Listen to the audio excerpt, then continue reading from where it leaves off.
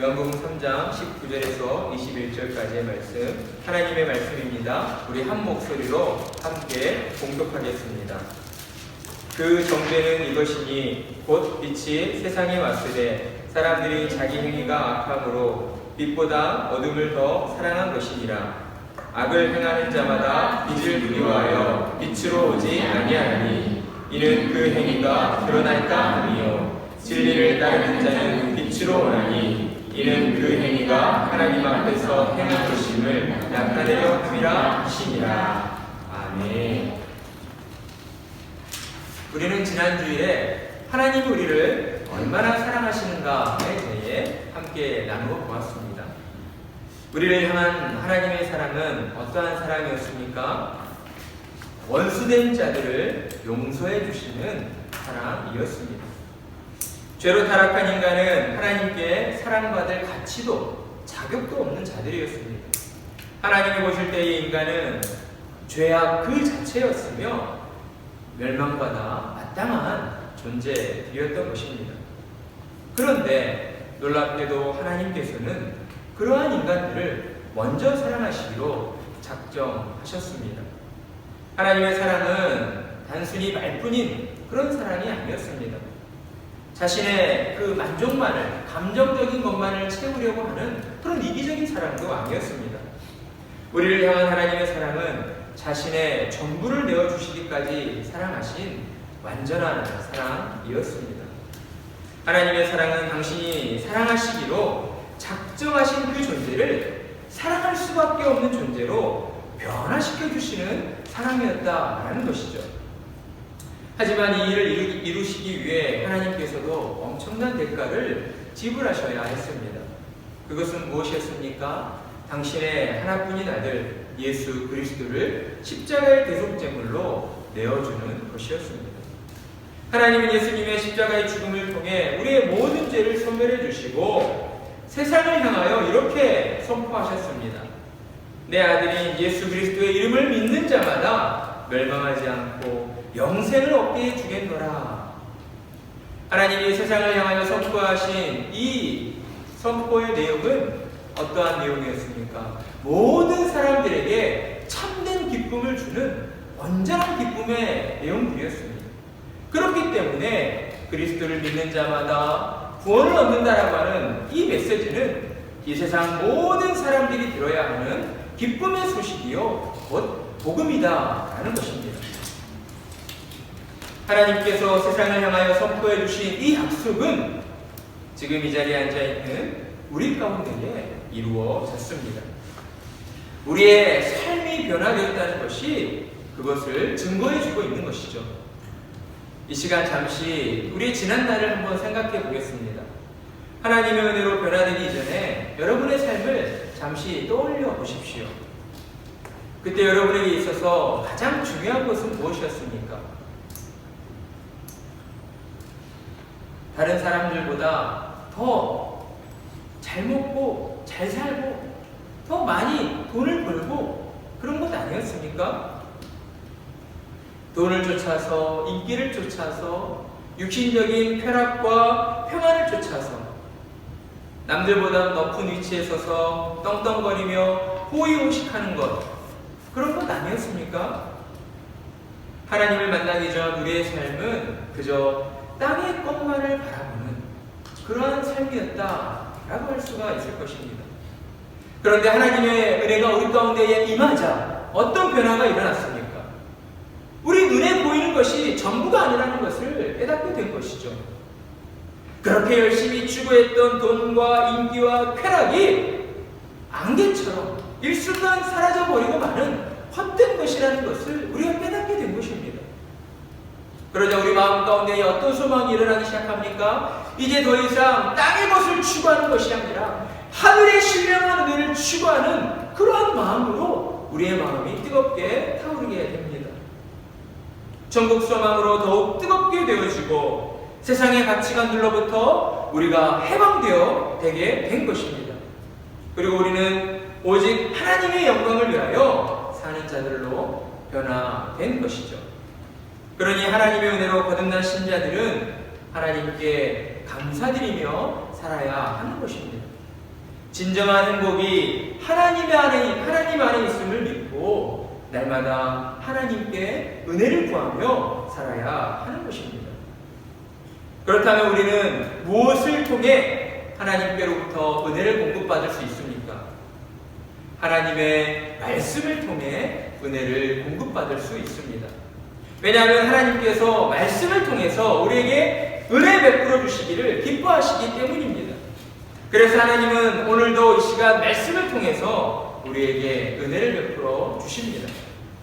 이 시간 강단을 통해 선포되어지는 하나님의 말씀을 들으실 때에 세상의 일들로 약해져 있는 여러분의 그 믿음이 하나님의 위로와 사랑으로 더욱 굳건해지는 은혜가 임하기를 간절한 마음으로 축복합니다.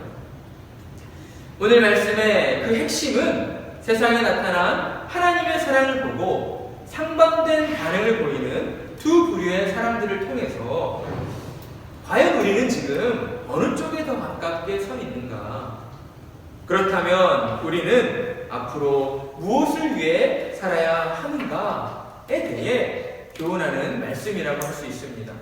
우리 19절 말씀을 함께 읽어보겠습니다. 19절 말씀입니다. 시작. 그 전에는 이것이 곧 빛이 세상에 왔으되 사람들이 자기 행위가 악함으로 빛보다 어둠을 더 사랑할 것입니다. 아멘.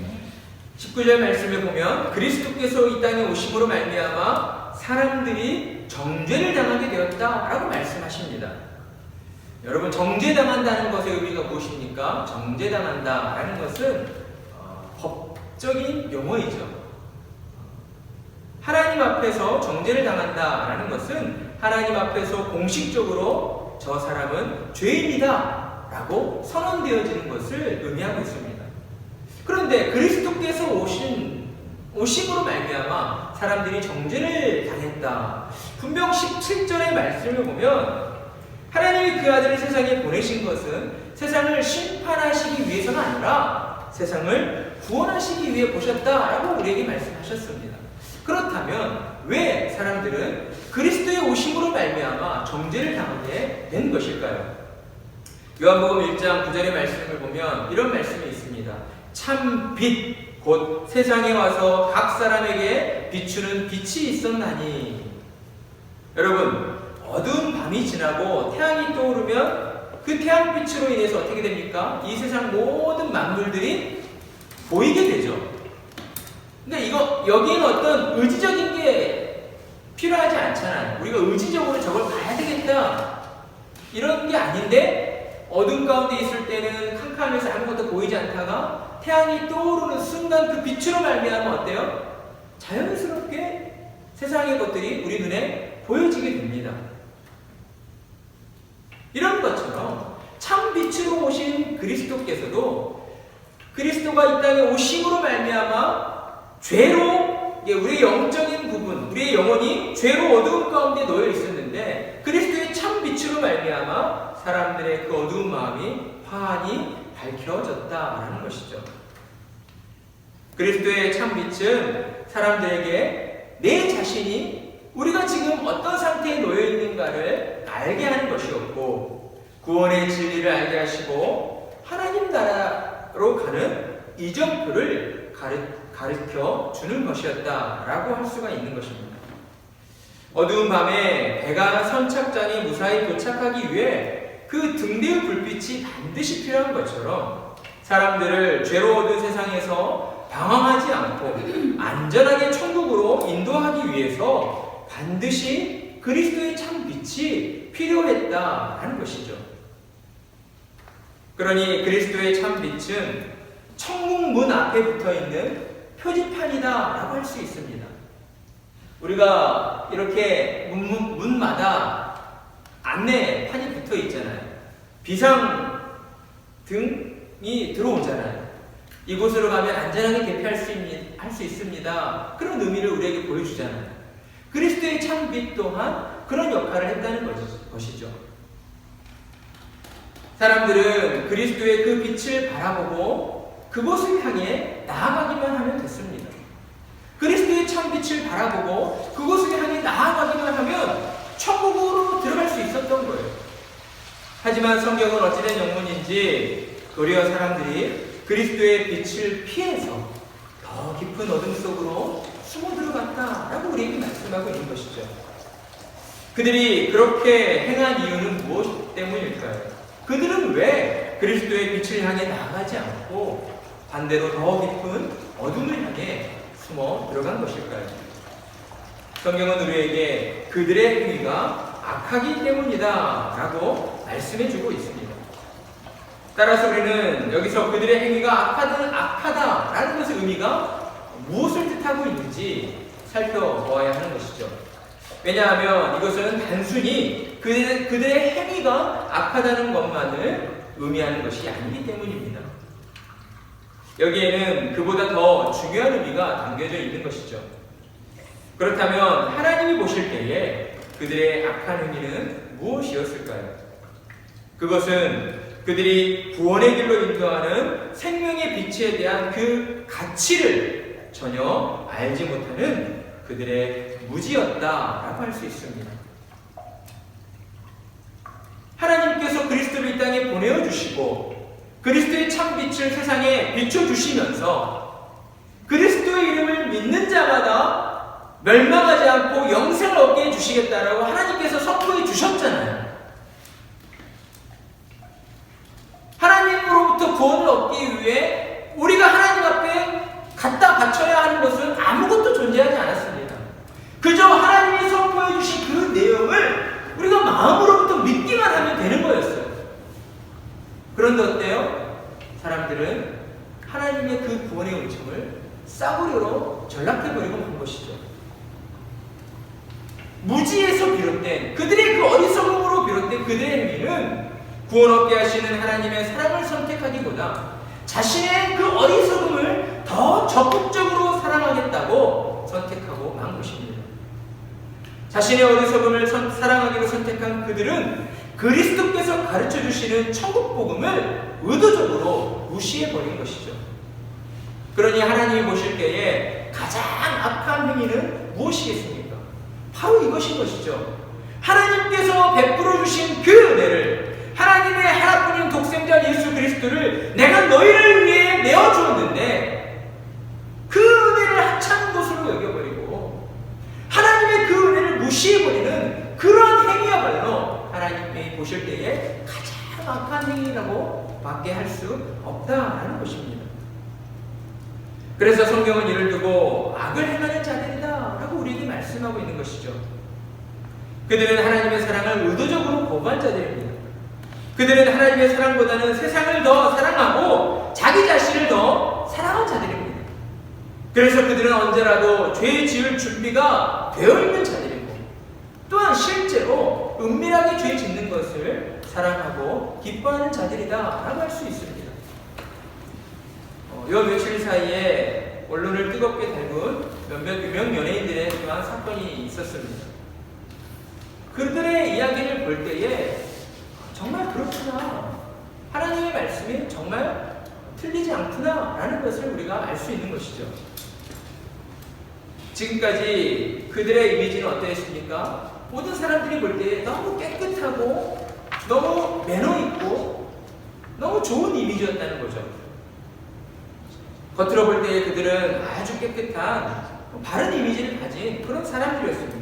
하지만 최근에 언론에 보도된 그들의 실생활들을 볼 때에 그들의 실생활들은 온갖 죄악들로 가득 찬 지저분한 모습이었다라는 것을 우리가 알게 되었습니다. 그래서 사람들은 그러한 사건들을 볼 때마다 충격에 빠지게 되죠. 아니 어떻게 저 사람이 지금까지 전혀 그런 사람이 아니었는데? 하지만 이러한 일들은 이와 같은 유명 연예인뿐만 아니라 이 세상 모든 사람들에게 해당되는 문제이다라고 할 수가 있는 것이죠. 왜냐하면 오늘날 많은 사람들은 자신의 실체를 감추고 겉으로 드러나지 않는 인터넷이나 SNS를 통해서 여러 가지 방법들로 은밀한 죄를 즐기며 살아가고 있기 때문입니다. 따라서 우리는 자기 자신을 지나치게 사랑하거나 다른 사람을 지나치게 신뢰해서는 안 안 되는 것이죠. 왜냐하면 세상에 완전히 선한 사람은 단 한 사람도 존재하지 않기 때문입니다. 이는 그리스도를 믿는 신자들도 마찬가지예요. 하지만 신자들이 불신자들과 다른 면은 신자들은 죄의 유혹에 완전히 굴복당하지는 않는다라는 것입니다. 왜 그렇습니까? 우리 가운데 찾아오신 성령님께서 죄의 유혹에 흔들릴지라도 그 죄의 유혹에 완전히 굴복당해서 다시 예전에 죄의 종로로 타는 자들로 우리가 변화되지는 않기 때문입니다. 성령님이 우리를 도와주시기 때문이다라는 것이죠. 하지만 그리스도의 복음을 받아들이지 않는 불신자들은 죄를 억제할 능력이 없기 때문에 언제라도 담대하게 죄를 지을 수가 있다라고 할 수 있습니다. 또한 그들은 죄 짓는 일을 사랑하고 기뻐하고 있습니다. 그것들이 겉으로 드러나지 않았을 뿐이다라는 것이죠. 그러니 우리는 사람들을 대할 때에 항상 두 가지 관점을 가져야 합니다. 하나는 사람을 외모로 판단해서는 안 된다라는 것과 두 번째는 저 사람도 정말 착해 보이는 저 사람도 우리 목사님도 내 옆에 있는 이 성도님도 언제든 죄를 범할 수 있는 그런 연약한 사람이다 라고 하는 관점입니다. 이 두 가지 관점을 유지할 때에 우리는 사람을 절대적으로 신뢰하거나 의지하게 되는 그런 실수를 범하지 않을 수 있습니다. 이것은 우리의 신앙생활에 있어서도 매우 중요한 부분이라고 할 수 있죠. 왜냐하면 오늘날 많은 성도들이 교회를 떠나는 주된 이유를 물어보면 저 집사님 때문에, 저 장로님 때문에, 저 목사님 때문에 시험 들어서 내가 교회를 떠납니다 라고 하는 경우가 대부분이기 때문입니다. 따라서 우리는 교회 안에서 어떤 일을 행할 때에 한 사람의 말을 절대적으로 신뢰하기보다는 교회 공동체가 한 문제를 같이 고민하고 생각하고 판단해서 결정해 나가는 지혜가 필요하다라고 할 수 있습니다. 이것은 목회자를 향해서도 마찬가지입니다. 목사이기 때문에 무조건 신뢰하고 목사의 말이기 때문에 무조건 순종해야 한다라고 생각해서는 안 된다라는 것이죠. 왜 그렇습니까? 목사 또한 언제든 죄의 유혹에 걸려 넘어질 수 있는, 죄 지을 수 있는 그런 연약한 존재이기 때문입니다. 그리고 목사를 대할 때에 또한 우리가 특별히 주의해야 할 점은 하나님께서 특별히 목사님을 통해 역사하신다. 하나님께서 특별히 목사님을 통해 은혜를 베풀어 주신다. 은혜를 공급해 주신다. 그런 생각을 가져서는 안 되는 것입니다. 그러한 생각은 종교개혁 이전의 사제주의와 교황주의처럼 어떠한 특정한 인물, 사람을 성경보다, 교회보다, 하나님의 말씀보다 높이 추앙하는 그러한 죄악된 결과를 낳게 되기 때문인 것이죠. 사랑하는 성도 여러분, 세상을 향한 하나님의 뜻은 이미 여러분의 손 안에 들려져 있는 신구약 성경을 통해 완전히 계시가 되었습니다. 하나님의 뜻은 성경을 통해 다 끝났습니다.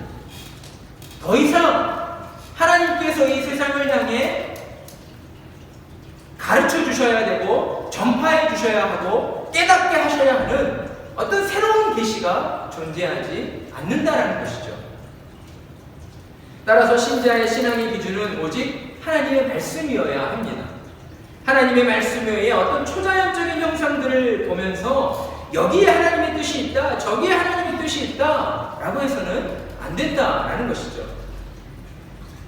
왜냐하면 하나님께서는 이미 2000년 전에 예수 그리스도를 통하여, 예수 그리스도의 십자가를 통하여 당신의 뜻을 완전히 이루어 주셨기 때문인 것입니다. 그렇다면 이제 남은 건 무엇입니까? 하나님의 이 복음을 듣는 자들이 선택해야 하는 몫이 남아있는 것이죠. 빛으로 오신 예수 그리스도를 믿고 따를 것인지, 아니면 그리스도를 대적하여 어둠 속으로 숨을 것인지, 둘 중에 하나를 선택해야 할 몫이 우리 가운데에 남아있다라는 것입니다.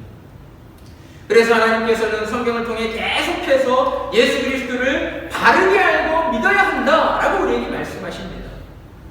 왜 그렇습니까? 우리들에게 있어서 그리스도를 참되게 믿는 것보다 더 중요한 일은 없기 때문이죠. 요한복음 6장 29절 예수께서 대답하여 이르시되 하나님께서 보내신 이를 믿는 것이 하나님의 일이니라 하시니, 어떤 신실한 그리스도인이 예수님께 찾아와 묻는 거죠. 저도 하나님의 일에 동참하고 싶습니다. 저도 하나님의 영광에 동참하고 싶습니다. 우리 흔히들 그런 이야기 많이 하지 않습니까? 저도 하나님 나라를 위하여 뭔가 쓰임받고 싶습니다. 그런데 예수님이 뭐라고 말씀하셨다고요? 하나님이 보내신 예수 그리스도를 믿는 것이 하나님의 일에 동참하는 것입니다. 우리에게 예수 그리스도를 구주로 믿는 것보다 더 크고 더 놀라운 것은 있을 수 없다는 것이죠. 그것이 우리의 전부라는 거예요.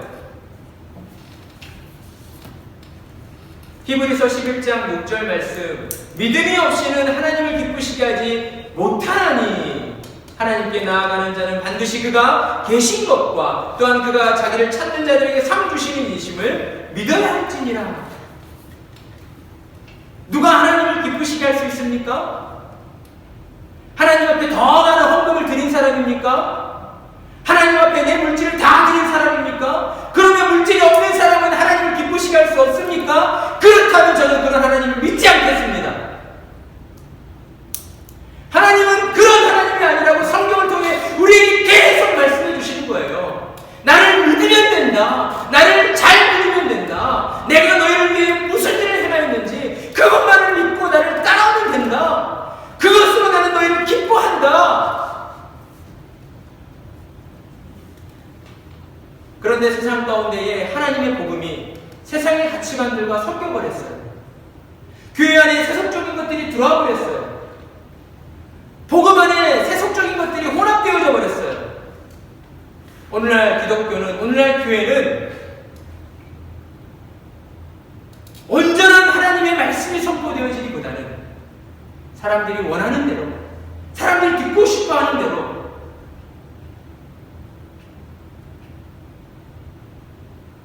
세속적인 내용들이 복음과 교묘하게 섞여져서, 아, 이것도 하나님의 뜻이겠구나, 아, 이것이 또한 하나님이 기뻐하시는 일이겠구나, 이런 말들을 우리가 너무나 쉽게 내뱉을 수 있는 그러한 환경 가운데에 놓여져 있다는 것이죠. 에베소서 4장 13절 말씀, 우리가 다 하나님의 아들을 믿는 것과 아는 일에 하나가 되어, 무엇과 무엇에 하나가 되어야 한다고요? 하나님의 아들을 믿는 것과, 그리고 뭐요? 아는 일에. 안다는 것은 곧 이 믿음의 내용이죠. 우리가 예수님을 구주로 믿는다는 것의 그 내용, 컨텐츠가 무엇이냐, 이것을 알아야 된다는 거예요. 그냥 비나이다 이렇게 믿는 것은 무속적인 신앙일 수밖에 없어요. 그렇다면 하나님께서 성경을 우리에게 주시지 않으셨겠죠.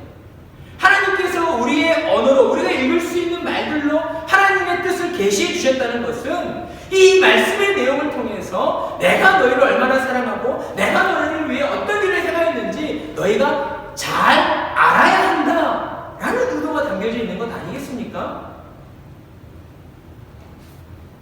우리가 다 하나님의 아들을 믿는 것과 아는 일에 하나가 되어, 그러니까 주의 몸된 교회로 모인 성도들은 이 일로 하나가 되어야 하는 거예요.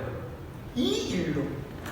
교회에서 더욱 중요하게 행해져야 하는 것은 우리가 얼마나 더 그리스도를 잘 믿을 것인가, 참되게 믿을 것인가 하는 것에 대한 고민을 가지고 성경을 뒤적뒤적 하는 거예요. 하나님의 말씀을 찾아보면서 우리의 삶의 어떤 순간순간을 우리가 어떻게 행동하고 대처해야 할 것인가를 성경을 통해 찾아내는 그 일을 해야 되는 거예요. 우리가 다 하나님의 아들을 믿는 것과 아는 일에 하나가 되어 온전한 사람을 이루어 그리스도의 장성한 분량에 충만한 데까지 이르리니. 성경은 그리스도를 참되게 믿어 온전한 사람이 되어 그리스도를 닮아가는 것이 곧 하나님의 뜻이다라고 우리에게 말씀해 주고 있는 것입니다. 하지만 우리는 종종 하나님의 뜻을 내가 원하는 대로 해석해 버릴 때가 참 많이 있습니다. 이게 우리의 연약함이죠. 그 대표적인 예가 믿는 자들이 세상 가운데 성공하는 것이 하나님의 뜻이다라고 이야기하는 거예요. 우리는 이를 기복주의적인 신앙이다라고 표현합니다. 이것은 우리가 하나님을 믿는 이유가 세상의 성공과 같다라는 어떤 그런 공식처럼 우리 안에 자리 잡은 것이죠. 하나님을 믿기 때문에 세상에서 성공하는 것이 당연하다라고 이야기합니다. 그리고 그것이 전혀 문제될 게 없다라고 생각을 하죠. 왜냐하면 하나님께서 우리를 사랑하셔서 구원하셨다라고 한다면 여기에 우리가 함정이 빠지는 거예요. 하나님께서 우리를 사랑하신다라고 하시지 않느냐. 우리는 사랑을 생각할 때에 내 만족이 채워지고, 그렇죠? 우리가 어떤 인간적인 사랑만을 생각하게 되잖아요.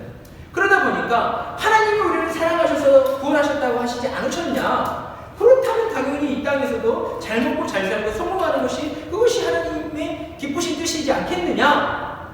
어때요? 맞죠? 맞습니까?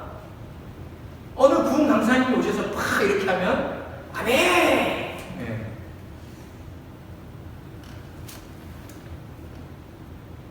맞는 것처럼 들리잖아요. 또 우리 마음 깊은 곳에도 그렇게 되고 싶다 하는 간절한 마음이 있잖아요. 우리가 연약하기 때문에 이 땅에서 좀 힘든 일 덜 겪고 조금 더 편하게, 조금 더 안락하게 살고 싶은 마음이 있어요. 하나님은 그것을 뭐라고 하시지 않으셔요. 우리가 죄악 가운데에 연약한 존재로 이 땅에 태어났기 때문에 그것은 어찌 보면 하나님 앞에 당연한 결과일 수밖에 없어요.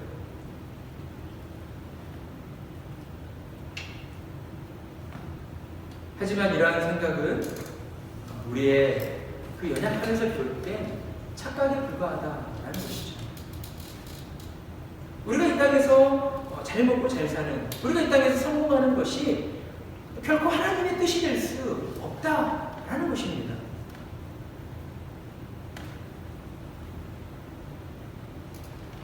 세상적인 성공은 결코 하나님의 뜻이 될 수 없고 하나님을 기쁘시게 해드릴 수도 없다라는 거예요. 제가 좀 전에 말씀드린 것처럼 만약 하나님께서 그런 하나님이라면 저는 하나님을 믿지 않겠다고. 왜요? 너무 불공평하신 하나님이잖아요. 그런 논리로 우리가 자꾸 교회 안에서 말씀을 듣고 그런 논리로 자꾸 우리가 생각을 하게 되다 보면 어때요? 세상에서 성공한 사람만이 하나님께 사랑받는 자가 되는 거예요. 세상에서 잘 먹고 잘 사는 사람만이 하나님께로부터 어떤 좋은 것을 받은 사람이 되는 거예요. 매일매일이 힘겹고 어려운 사람들에게는 하나님은 등 돌리고 있는 그런 매정한 사람이 되는 거예요. 그게 복음입니까? 그게 이 땅의 모든 사람들이 들어야 하는 기쁨의 소식이 될 수 있겠어요? 그럴 수 없잖아요. 그러니 이는 우리의 지나친 착각에 불과하다라는 것이죠. 따라서 기복주의적인 신앙은 결코 성경적인 신앙이 아니라고 할 수 있습니다. 우리는 기복주의적인 신앙을 경계해야 하고 멀리해야 하는 것이죠. 왜냐하면 기복주의 신앙 안에는 하나님의 그 조건 없는 그 사랑, 하나님의 조건 없는 은혜를 왜곡해버리는 그런 능력이 담겨져 있기 때문이에요. 우리가 기복주의적인 신앙의 어떤 설교와 내용들을 자꾸 이야기하고 듣다 보면 자꾸만 하나님 앞에 나아갈 때도 조건부적으로 하나님을 만나는 거예요. 하나님, 내가 이만큼 했습니다. 저 주실 줄 믿습니다. 우리 지금까지 그렇게 신앙생활 많이 해왔잖아요. 하나님, 제가 이번에 40일 작정기도 합니다. 주셔야 합니다. 하나님을 그냥 겁박하는 거죠. 뭐예요 이게? 어떻게 우리의 존재가 하나님을 겁박할 수 있습니까? 우리 그저 하나님 앞에 엎드릴 수밖에 없잖아요. 하나님의 그 조건 없는 은혜를 왜곡해서 신자들을 하나님의 은혜에서 멀어지도록 만들어버리는 거예요. 그래서 성도들을 어때요? 생명력 있는 신앙이 아니라 어떤 공로주의적인 신앙, 율법주의적인 신앙으로 전락해 버리도록 버린다는 것이죠. 공로주의는 내가 하나님을 위해 무언가를 열심히 하면 하나님께서 복 주신다라고 하는 것이죠. 율법주의도 공로주의와 비슷한 것이죠. 하나님이 주신 율법을 잘 지키는 사람만이 하나님께로부터 복 받는다. 그런 생각을 갖는 것이죠. 이 두 가지는 어떤 면으로 볼 때 마치 무속신앙이나 불교에서처럼 공을 쌓으면 하늘이 감동해서 복을 내려주신다라고 하는 이런 우상 종교와 매우 비슷한 경우다라고 할 수가 있습니다.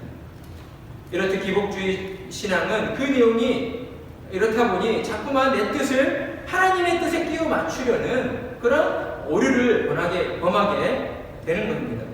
모든 일이 잘 풀리면 내가 하나님 앞에서 열심을 내었으니까 당연히 하나님께서 내게 좋은 것을 베풀어 주신 것이지 이렇게 생각하죠. 하지만 모든 일이 잘 풀리지 않을 때는 어때요? 하나님께서 나를 싫어하시나 보다. 하나님께서 나를 미워하시나 보다.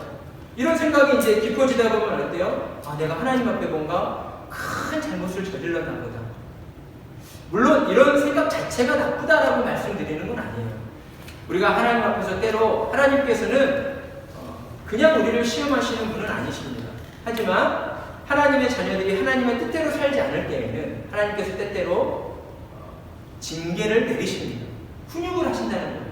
우리가 자녀들을 대할 때에도 뭔가 부모의 뜻대로 행하지 않을 때, 뭔가 잘못을 저지를 때 때로는 엄하게 말하기도 하고 그게 말로도 잘 안 통할 때는 어때요? 때로 매를 들기도 하잖아요.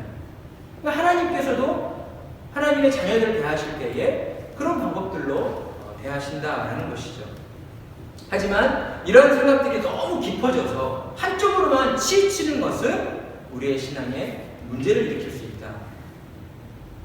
뭔가가 좀 잘 되면 하나님께서 내게 은혜를 베푸시는 것이고, 뭔가가 좀 잘 안 되면 하나님 나를 미워하시는 건 아닌가? 왔다 갔다. 이게 기복주의 신앙의 어떤 대표적인 모습이거든요. 우리는 이러한 기복주의적인 신앙을 결코 하나님이 기뻐하시지 않는다라는 것을 잘 기억해야 합니다. 하나님의 뜻은 이 땅의 것을 잊지 않고 하늘에 속한 신령한 은혜 가운데 있다. 하늘에 속한 영적인 것이다 라는 것을 우리가 알아야 하는 것이죠. 그러니 신자는 무엇보다 하나님의 뜻을 바르게 알고 예수님을 잘 믿어 그분의 말씀에 순종하는 삶을 살아내야 하는 것입니다. 그렇다면 오늘날 하나님께서는 어떤 방법을 통해서 우리 가운데에 역사하시는 것일까요? 하나님께서는 말씀을 통해서 우리 가운데에 역사하여 주십니다. 특별히 주일 공예배를 통해 선포되어지는 그 말씀을 통해 은혜를 베풀어 주신다라는 것이죠. 그러니 우리는 주일 예배를 통해 선포되어지는 하나님의 말씀에 집중해야 하고 그 말씀을 통해 베풀어 주실 하나님의 은혜를 기대해야 하는 것입니다. 말씀을 통해 역사해 주시는 하나님의 은혜는 이런 방법으로 역사되어 주는 겁니다. 잘 들으셔야 합니다. 내가 지금 고민하고 있는 문제들, 내가 삶 속에서 지금 어떤 어려운 결정의 기로에 서 있어요. 이걸 선택하는 것이 하나님의 뜻인지 저걸 선택하는 것이 하나님의 뜻인지 우리는 이런 어떤 선택의 기로에서 갈등할 때가 참 많습니다. 하지만 가만히 우리 속을 들여다보세요. 그게 과연 하나님의 뜻을 위한 어떤 기로에 서 있는 그런 순간입니까?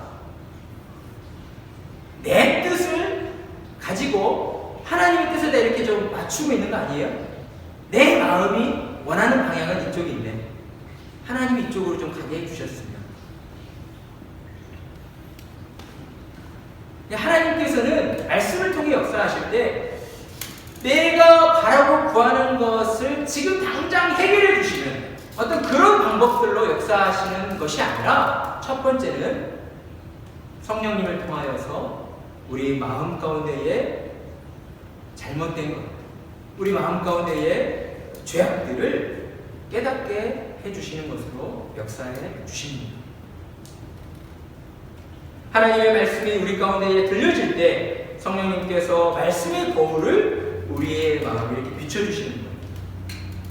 하나님의 말씀을 들을 때.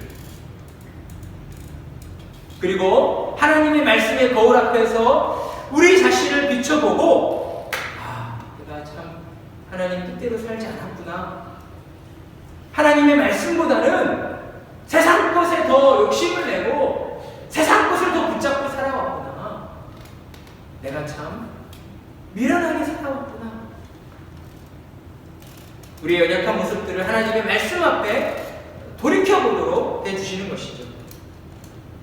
하나님을 사랑하지 않고 이웃을 사랑하지 않았던 우리의 불신함과 우리의 믿음 약함을 깨닫게 해 주시는 것입니다. 그리고 성령님께서는 우리의 죄를 발견하게 하신 후에 말씀을 통하여 우리를 회개의 자리로 인도해 주십니다. 더 이상 죄의 유혹에 흔들리지 않도록 굳건한 믿음으로 하나님의 말씀에 순종하며 살아갈 수 있도록 하나님 앞에 회개하는 자리로 우리를 인도해 주신다라는 거예요. 바로 이것이 말씀을 통해 역사해 주시는 하나님의 은혜입니다. 그러니 우리는 성경 외의 다른 곳에서 하나님의 은혜를 구하거나 하나님의 역사하심을 찾으려 해서는 안 된다라는 것이죠. 교회에 속한 모든 성도는 오직 하나님의 말씀으로 하나가 되어서 성경의 가르침에 따라 오직 하나님의 영광만을 드러내는 거룩한 공동체가 되어야 하는 것이죠. 그 일을 위해 교회는 더욱 힘써서 진리를 향해 나아가야 합니다. 진리이신 하나님의 말씀을 읽고 묵상하면서 열심히 공부해야 하는 거예요. 공부를 좋아하는 사람은 없습니다. 저도 성경을 읽고 연구할 때마다 때로는 참 힘들다 그런 느낌을 받을 때가 있어요. 하지만 그런 어떤 우리의 어떤 육신적인 감정이 이끌려서 하나님 말씀을 멀리해서는 안 된다는 거죠.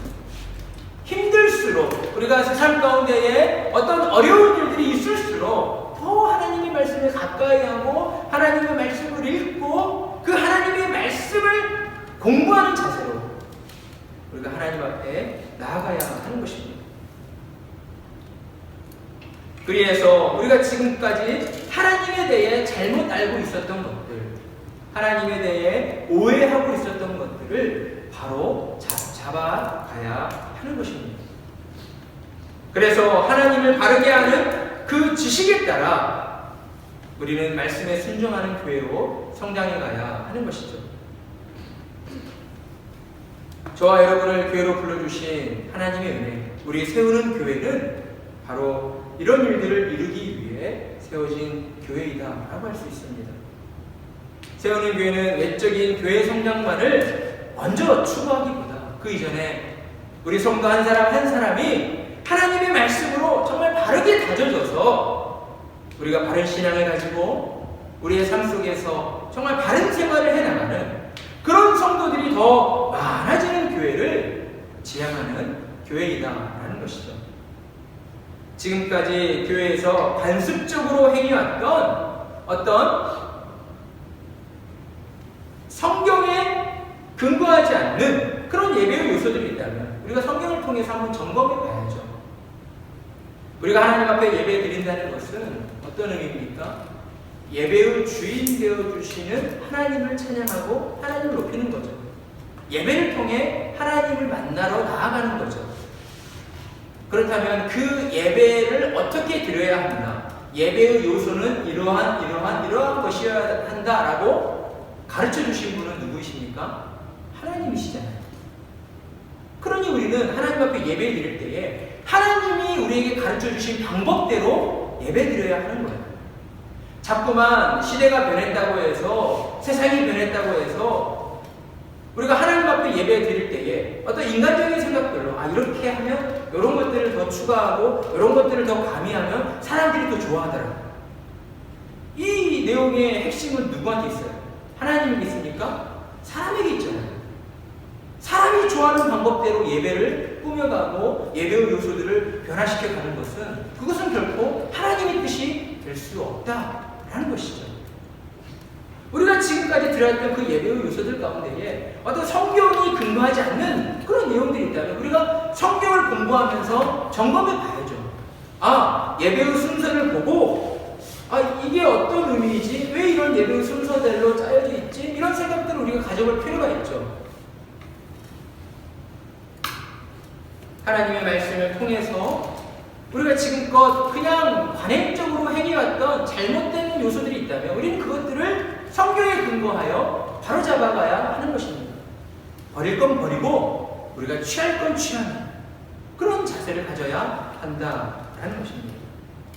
그래서 우리 세우는 교회는 이러한 과정을 통해서 오직 성경으로 하나님만을 높여드리는, 오직 하나님께만 영광을 돌려드리는 그런 교회로 나아가고자 하는 것입니다. 그 일을 위해 저와 여러분을 이 자리로 불러주셨습니다. 그러니 우리는 진리이신 하나님의 말씀 앞에서 그 말씀으로 더욱 하나가 되어야 하는 것입니다. 교회를 통해 행해지는 여러 가지 교육들에 관심을 가지시고 적극적으로 참여하셔야 하는 것이죠. 하나님을 바르게 아는 만큼 우리의 믿음이 더욱 견고하여지고 성숙해져 간다는 사실을 항상 기억하시고 매일의 생활 속에서 주어진 시간에 성경을 펼쳐서 말씀을 읽고 말씀을 묵상하고 그 말씀을 의지하여 기도하시는 성도님들이 되셔야 하는 것입니다. 하나님을 아는 지식으로 우리가 더욱 충만하여질 때 우리의 삶 속에서는 하나님의 그 사랑과 하나님의 은혜가 더 많이 차고도 넘치게 되는 그런 은혜가 임하게 될 줄을 믿습니다. 그러한 은혜가 우리 가운데에 가득하기를 간절한 마음으로